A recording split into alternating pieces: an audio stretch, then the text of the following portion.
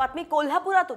कोल्हापूरच्या शिंगणापूरमधील ग्रामसभेत मुस्लिम बांधवांबाबत एक ठराव घेण्यात आला।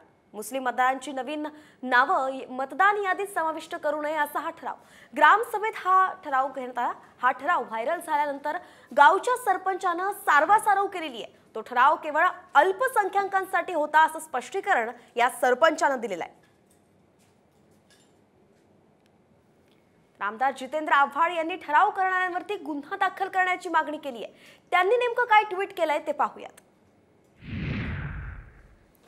जर आपण दलित, आदिवासी, अल्पसंख्याक आणि ओबीसी या सगळ्यांनाच मतदानातून वंचित ठेवायला लागलो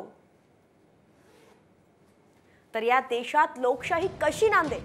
पोलिसांनी त्वरित दखल घेऊन हा ठराव करणाऱ्यांविरुद्ध द्वेष प्रतिबंधात्मक कायद्यान्वये कारवाई करावी अशी मागणी जितेंद्र आव्हाडांनी केलेली आहे। राज्य सरकारच्या लाडकी बहीण योजनेवरून काका पुतण्यात जुंपल्याचं चित्र आहे। शरद पवार यांनी लाडकी बहीणवरून सरकारवर केलेल्या टीकेला आता अजित पवारांनी प्रत्युत्तर दिलंय।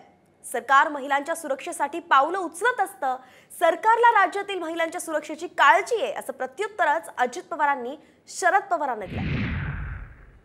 आपण पाहतोय की लाडकी बहीण योजनेवरून काका पुतण्यात आता पुन्हा एकदा जुंपलेली आहे।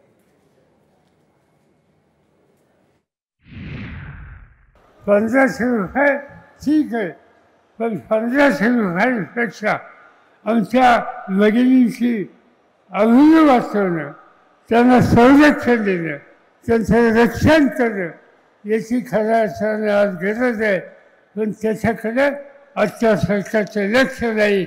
लोकांची फसवणूक हे करण्याच्या उद्देश काम या ठिकाणी दिसत आहे। 100% अब्रू वाचवण्याच्या संदर्भामध्ये कुणाचंही सरकार असेल, कुणाचंही आजपर्यंत जेवढे सरकार आली, जेवढे मुख्यमंत्री झाले, जेवढे गृहमंत्री झाले, त्या प्रत्येकालाच वाटत असतं की कायदा सुव्यवस्था चांगली ठेवली गेली पाहिजे आणि तशा पद्धतीचा प्रयत्न हा प्रत्येक सरकार करत असतं। आम्ही पण करतोय।